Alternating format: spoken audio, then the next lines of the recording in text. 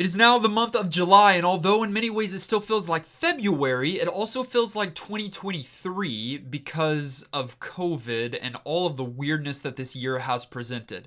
I know this video is a tad late, but you'll have to bear with me. I am already reading books this month, and I plan to read more books this month. Here is that list.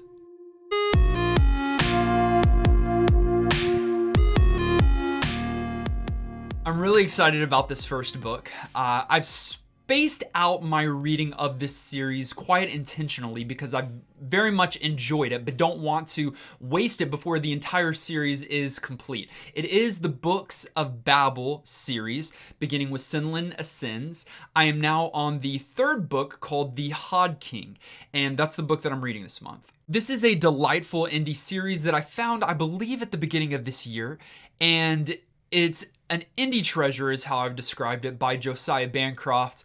I've been able to converse with him a couple times on Twitter, and it's been cool to see kind of his process as he's prepared, planned, and started to announce the final entry, the fourth and final entry in the series.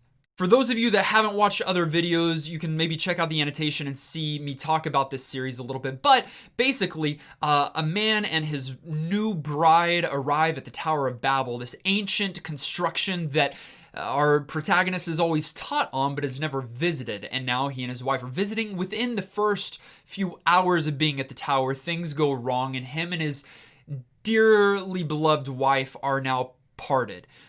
Sinlin, our main character, has to then ascend the tower in order to find and rescue his wife. That is the basic premise for the first book and the series. Here we are 3 books in, and he's still trying to locate and rescue his wife. Josiah Bancroft, the author, does something here that is so cool, so much fun. I haven't really seen done in other books. And he's been introducing characters, notable characters, throughout the series so far. And so you'll come across a character for a couple of chapters in book 2 that then Sinlin, our main character, distances himself from. He goes to another layer of the tower, or circumstance just prevents them from continuing the journey together. And then here, many chapters and even a book later, he'll come back into contact with some of these characters that just kind of came across his path back in book 1 and in book 2. And he does this over and over again. He's been doing it since the first book. It's really cool how the characters come back into our protagonist's path and how they play a major role in his ascent of the tower and his discovery of what's happened to his wife, and hopefully in this book, I'm hoping his recovery of his bride. It's a lot of fun. I've thoroughly enjoyed the series this far. I'm about halfway through this third book already, and already enjoying it more than the second. Not as much as the first yet, but we still have many more pages to go.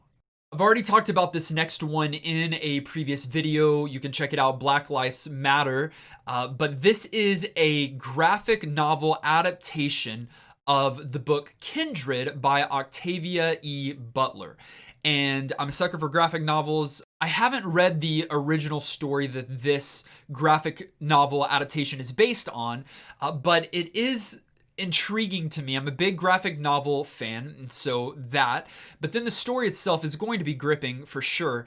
It is about a young African-American woman in 1970s California who somehow, some way is transported back in time to pre-Civil War South.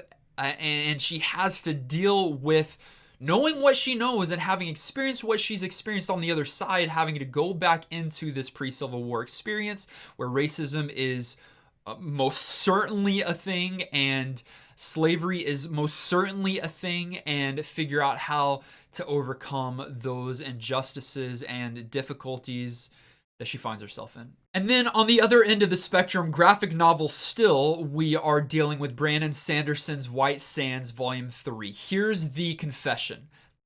A few of them. 1, I love Brandon Sanderson. 2, I love graphic novels. 3, I should love Brandon Sanderson graphic novels. 4, I don't. I have hated this experience. White Sands is a 3-volume graphic novel series that is now complete, thank the Lord. The first one was okay, wasn't my favorite. The second one, God awful. And this third and final one has been the most torturous experience of my life. Maybe I'm overdoing it. Sanderson, you know I love you. Thank you for watching this video. Comment down below. I appreciate you, bud. But this is not your medium.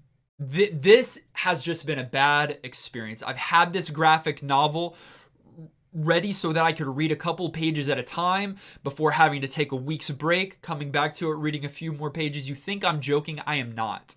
It took me multiple months to read this simple graphic novel because it was not fun, it was boring, it was convoluted. The characters are dense and dull, and the storytelling is just not there. The artwork is bad. It's just all unappealing.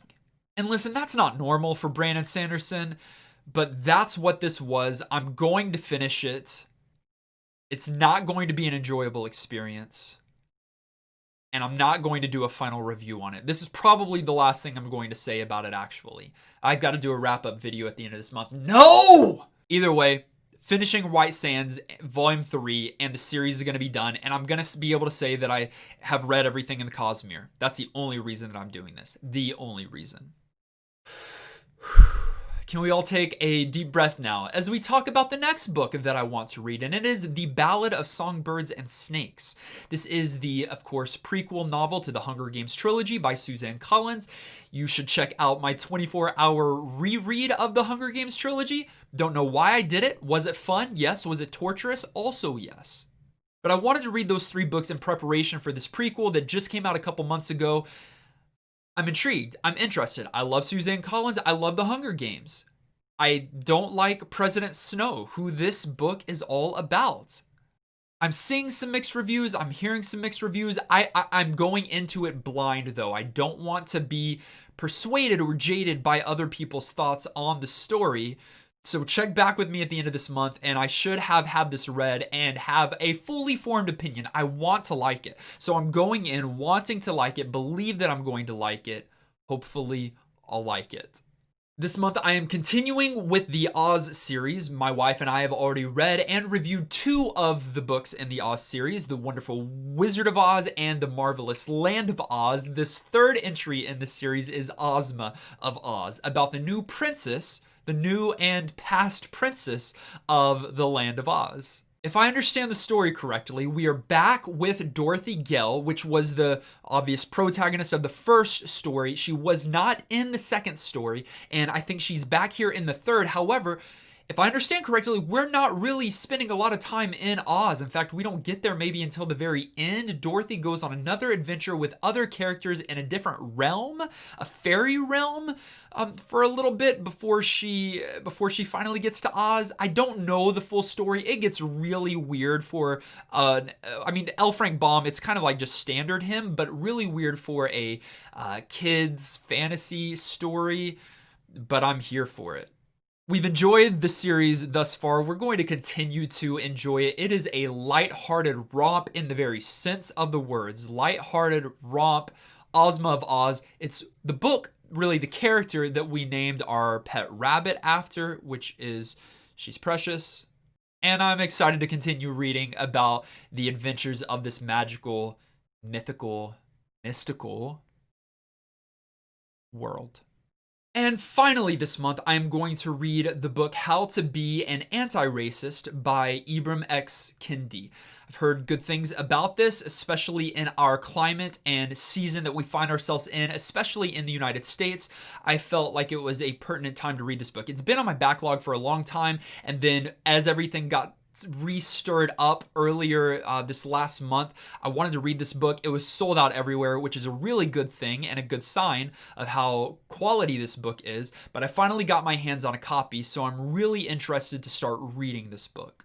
I, as an obvious white male in America, have a lot to learn from other people and voices of various gender and color and culture and background. And so this is one of those conversations that needs to continue to happen. And through this book, I know that he kind of reshapes the conversation of racism within America and helps us to understand that it's not just okay to be against to not be racist. It's not racism or not racism, or racist or not racist. There is another step that we all need to take, and it's not just a state of being, but it's actions and thoughts. It's an ongoing process, and it's the process of becoming and being anti-racist.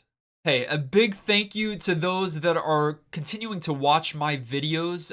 We're just a few months into having this channel. Actually, about 6 months, 7 months. I don't know exactly when I began, but we're about maybe halfway into the year of Dragon Army, and a lot of you watch these videos. Just recently broke 300 subs, and that's cool. And we're hitting some very early milestones in this YouTube journey. I hope that there are many more milestones to come. Please comment down below and let me know what books that you're reading this month, and maybe I can read them in future months. But as always, wanted to thank you for watching this video, for clicking like, and if you haven't yet, click subscribe, join the Dragon Army, and we'll see you in the next video.